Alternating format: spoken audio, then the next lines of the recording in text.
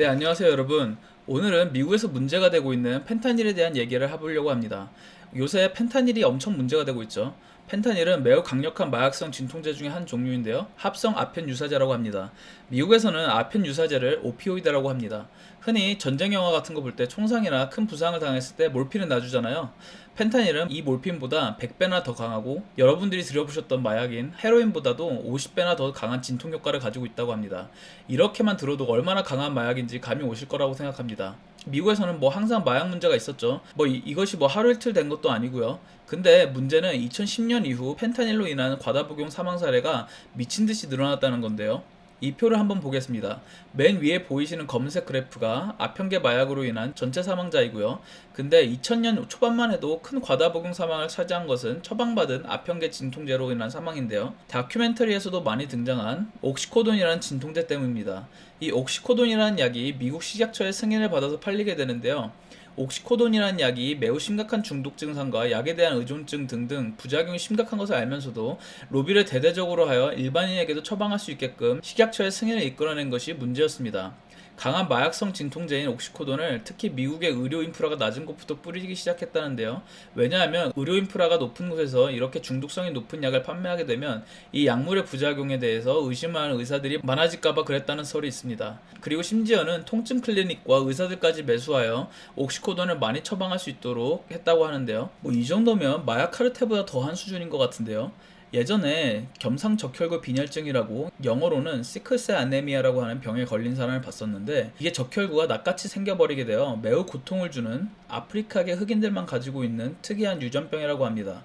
근데 이 사람이 고통이 심하니까 옥시코돈을 처방받아서 생활했는데 이 와중에 중독이 되어버려 처방전을 조작해서 약을 더 타가려고 하더라고요. 이때 제가 아편계 진통제들은 정말 이 정도로 중독성이 심각하구나 라고 느꼈거든요. 여하튼 옥시코돈이 원래부터 문제가 되었던 헤로인 같은 불법 마약과는 달리 평범한 중산층 백인들을 중독시키는 등 사회적 문제가 심각해지자 이러한 옥시코돈에 대해 사회적으로나 법적으로나 제재를 가하기 시작하는데요. 근데 문제는 이렇게 제재를 가하니 의사들도 문제가 생길까봐 옥시코돈과 같은 진통제 처방을 주저하기 시작하면서 시작됐습니다. 이런 상황이 돼버리니 벌써 아편계 진통제인 옥시코돈에 중독되어 버린 사람들이 약을 구할 수 없자 같은 아편 유사제이자 비슷한 효과를 내는 헤로인을 불법으로 사기 시작하며 거리로 나오게 되어버린 겁니다. 그래서 이 헤로인 시장이 엄청나게 커져버리게 되는데요.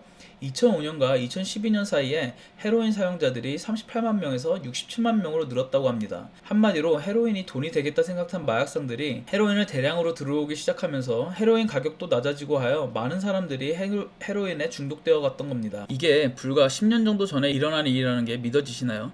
그리고 지금 현재 진짜 문제가 되고 있는 펜타닐에 대해서 다시 얘기해 보겠는데요.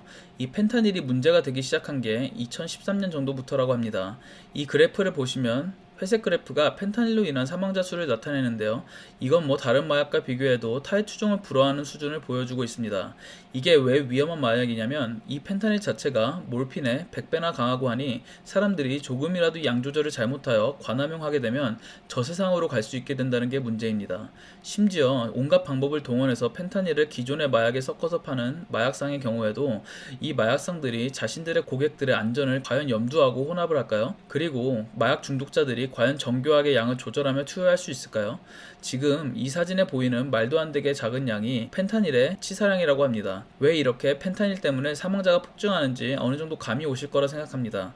2021년에는 미국 내 과복용 사망자의 숫자가 처음으로 10만 명을 넘겼다고 하는데요. 여러분들, 이게 마약을 하는 사람만 하고 가난한 사람만 한다고 잘못 생각할 수 있는데요. 이 약이 워낙에 중독성이 높다 보니 기상천외한 방법으로 사람을 중독시킨다고 합니다. 젊은 사람들의 경우 예를 들어 파티 같은 곳에서 펜타닐이라고 하지 않고 이 약을 공짜로 조금씩 물고기 떡밥 주듯이 퍼뜨려 버리는 겁니다.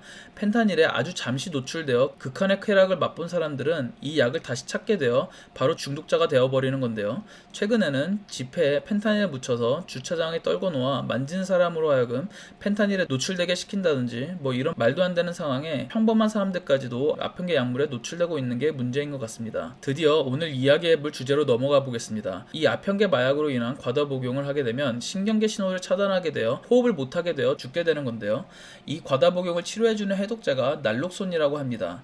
이 날록손을 상품화한 것을 나르캔이라고 하는데요. 워낙 아편계 마약, 특히 펜타닐로 인해 사람들이 많이 죽다 보니 이러한 과다 복용 사망을 줄이기 위한 일환으로 미국 식약처에서 나르캔을 처방전 없이 약국에서 구할 수 있도록 어제 수요일 승인했다고 합니다. 그리고 다른 회사들도 처방 없이 구입할 수 있는 날록손 베이스의 치료제를 제조할 계획을 가지고 있다고 하는데요. CDC에 의하면 과다 복용 사망 사례의 46% 정도가 주위에 사람이 있었지만 이 날록손이 없어서 죽게 되었다고 합니다. 펜타닐 자체가 너무나도 다른 마약들과 많이 섞여 있고 이것을 복용하는 사람들조차 이게 펜타닐이 섞여 있는지 몰라서 과다 복용으로 죽는 경우가 매우 많다고 합니다. 개인적으로 이러한 조치들은 과다 복용으로 죽는 사람의 숫자를 줄일 수는 있겠지만 근본적으로 문제를 줄일 수 있을까 하는 의문을 가져봅니다. 이 펜타닐의 유통 경로로 중국에서 원재료가 멕시코나 남미 쪽으로 넘어가서 제조한 후 미국 유통에 빠삭한 카르텔을 통해서 넘어온다고 하는데 과연 이 연결고리를 어떻게 끊을 수 있을까요? 네, 오늘은 여기까지입니다. 이 그림은 이번에 식약처에서 승인한 나르캔의 사용 방법입니다. 혹시 모르니 참고하시길 바랍니다. 감사합니다.